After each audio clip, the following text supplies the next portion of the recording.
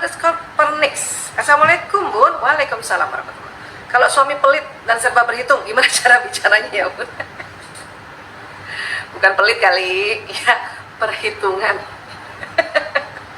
Iya, jadi gini, memang ada watak yang apa-apa itu harus ditulis, apa-apa itu harus teratur, apa-apa itu harus dihitungkan. Ada watak kayak gitu, ya. Nah, punten maaf, biasanya watak melankolis begitu, ya.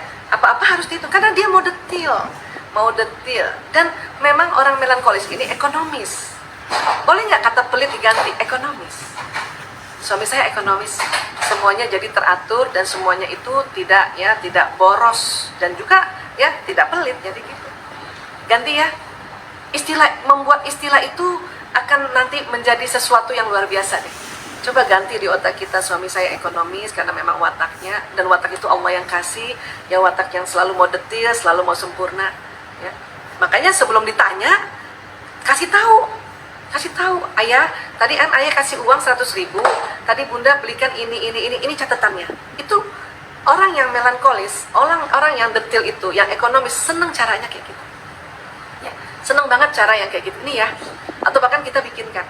Ya, cuman biasanya suami yang melankolis punya istri sanguinis, yang males nyatet, yang apa-apa maunya spontan. Nah, ini kerja keras dikit lah, ya, untuk bisa beradaptasi, kan memang begitu. Pasangan sanguinis kan dapat sanguinis sama melankolis. Supaya apa? Supaya ketemu di tengah. Yang sanguinis yang malas mencatat, ini sudah mulai senang mencatat sedikit. Yang melankolis, yang terlalu detail, jadi dia mulai agak ya spontan sedikit gitu. Jadi ketemunya di tengah. Ini yang diharapkan.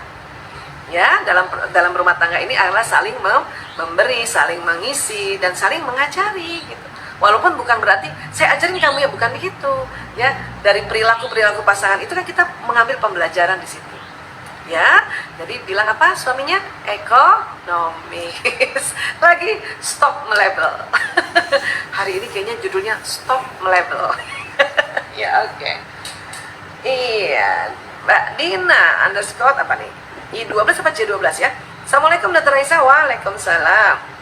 Saya sebentar lagi mau menikah, tapi masa ada inner child yang belum selesai. Bagaimana cara menerima diri kita ya dokter? Oh gitu. Ya gini, inner child itu kan memang sebuah memori pada saat kita kecil, ya. Tentu lama kan, kita kan kecil lama ya. Dalam rahim ibu aja otak kita sudah membentuk memori. Lahir, kemudian kita makin hari makin besar sampai sebelum balik. Kan sekarang balik kan kurang lebih 11 tahun 12 tahun ya. Berarti 12 tahun plus 10 bulan dalam rahim ibu. Itu ada 12 tahun plus 10 bulan memori di dalam otak kita. Karena itu terjadi pada masa kanak-kanak, makanya disebut inner child memory. Inner child memory ya. Nah, inner child itu kan ada selalu di otak kita karena sudah terbentuk memorinya di kepala kita atau di otak kita. Nah, tentu memang nggak bisa juga kita mau betulin dulu inner child kita baru menikah. Nanti buang waktu. Ya, memori kita banyak banget. Satu detik saja ada 2 juta memori masuk di otak kita. Kalau misalnya tadi sebelum baliknya pas lagi mensnya itu 12 tahun, kan 12 tahun inner child-nya. 12 tahun kali sekian detik. Kapan selesainya? Nanti belum selesai terus baru nikah. Ya, kelamaan dong. Jadi ya, yang penting sebetulnya pada saat menikah itu mempelajari bagaimana konsep pernikahan dalam Islam. Ya, apa peran istri, apa peran suami, apa fungsinya, bagaimana beradaptasi, apa watak pasangan kita nantinya, apa bahasa kasihnya, ya. Kemudian kalau dia dari mana asalnya, oh dia orang Jawa mana, oh Jogja apa budaya Jogja yang perlu kita juga tahu supaya kita ya sopan santunnya terjaga. Oh dia orang Padang misalnya, oh orang Padang kayak apa, itu pelajari itu. Inner child itu di terapi sepanjang hidup kita gitu ya, dengan teknik-teknik yang memang ada teknik tersendiri ya. Mungkin kita nggak bisa bagi di sini karena waktu juga ya. Tapi biasanya kalau mau cepat gitu ya, inner child itu pokoknya setiap ingat waktu masa kecil langsung duduk terus pegang kita punya jantung gitu ya, terus kita kasih ya, bacakan Al-Fatihah. Ya Allah, saya kirimkan Al-Fatihah ini untuk jantungku, untuk diriku, untuk tubuhku, untuk akalku, untuk ruhku, ya Allah, bacakan Al-Fatihah gitu. ya, karena memang ada teknik-teknik untuk menterapi inner child yang biasanya kita dapati dari workshop-workshop atau training-training. Tapi sekali lagi sayang, itu nggak mungkin diberesin dulu baru mau menikah, nanti kelamaan. Udah deh nikah aja, ya. Bismillah. Semuanya dalam perjalanan itu kita akan bisa lalui, kita akan belajar dan kita bisa menterapi diri kita sendiri. Ya, iya. Oke, Bu Isa doain insya Allah segera menikah. Oke, amin ya Allah. Berikutnya, Mama Tutul, ya. Bagaimana cara membuka perbincangan keponakan saya yang baru menjadi anak yatim piatu 2 hari kemarin untuk membuat emosi dia lebih baik lagi? Oh, wah kalau lagi yatim piatu baru meninggal orang tua itu sedih banget itu.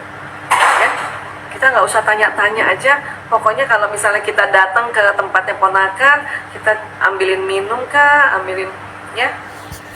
Terus kadang kita ngeliatin aja dia gitu ya, terus dia udah nangis aja, udah peluk aja langsung. Peluk ya.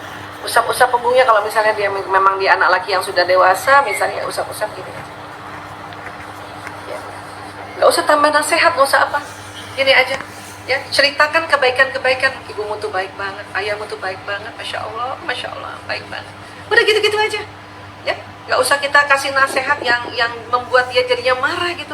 Karena ini orang baru saja meninggal itu, aduh sangat sedih banget, sangat sedih banget. Apalagi orang tua, orang yang dicintai meninggal, itu lama move on-nya itu, lama. Tapi bahwa ponakan melihat ada budenya, ada tantenya di tempat itu, di rumah itu, misalnya datang sore itu, ya bantuin apa gitu, atau kita tanya apa yang mau dibantu nak, apa yang tante bisa bantu nak, itu udah senang banget. Ya, bikinin, tante bikinin minum ya nak ya. Ini ada makanan, ada kue yang tante bawa, makan ya nak ya. Itu udah seneng banget, masya Allah. Ya, masya Allah.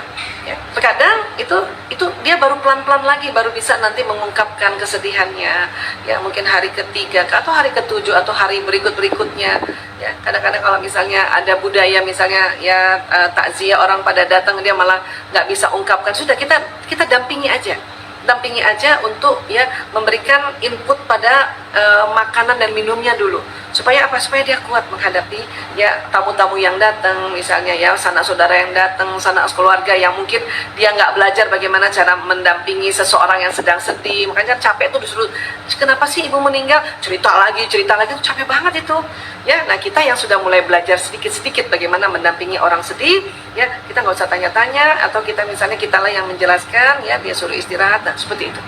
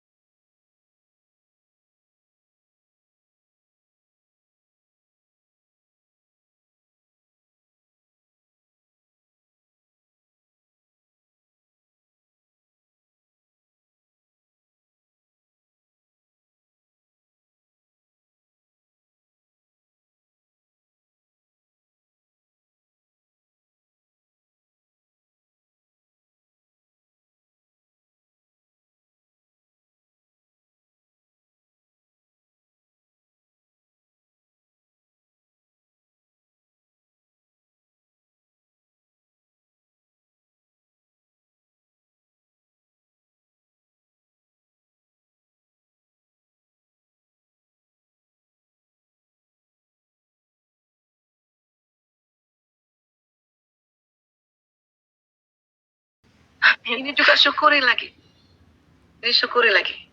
ya. Nah, adapun Ananda yang laki-laki ya, ini perlu tambah ilmu Bu Yuliana. Bagaimana sih anak laki-laki, anak 5 tahun itu gimana ya?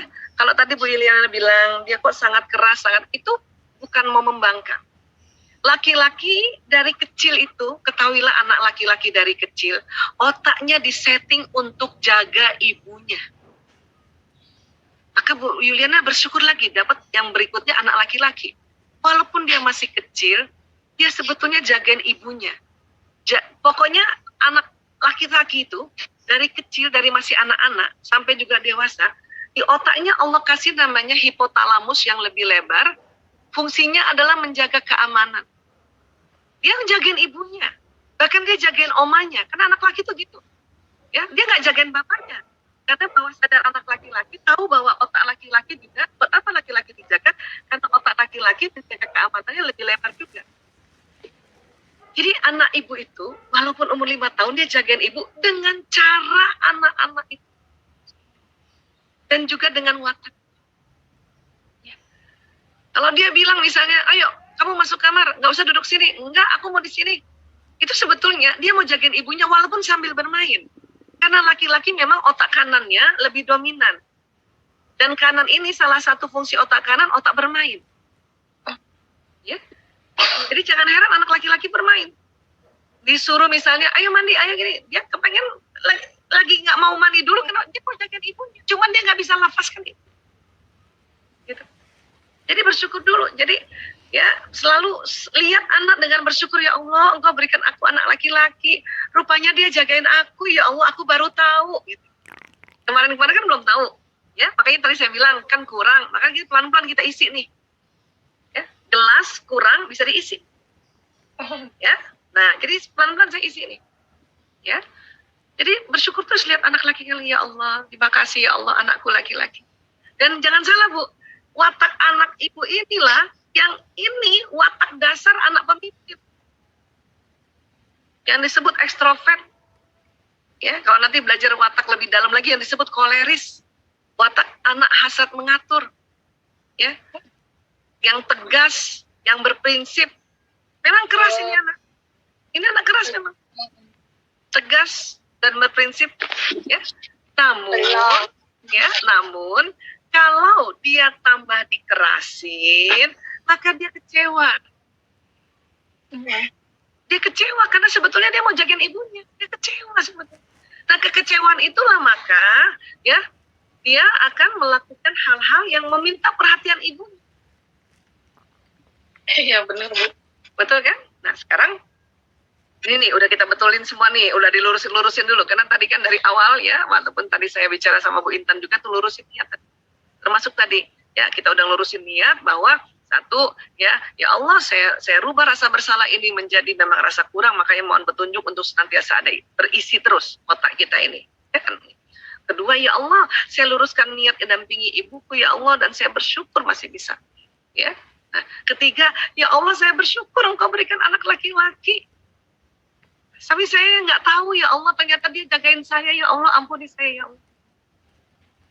Oke, nah berikutnya adalah nanti ibu belajar juga. Oh anak laki-laki saya itu kata Bu Aisyah koleris. Ibu cari tuh, ya kekuatan dan kelemahan anak koleris.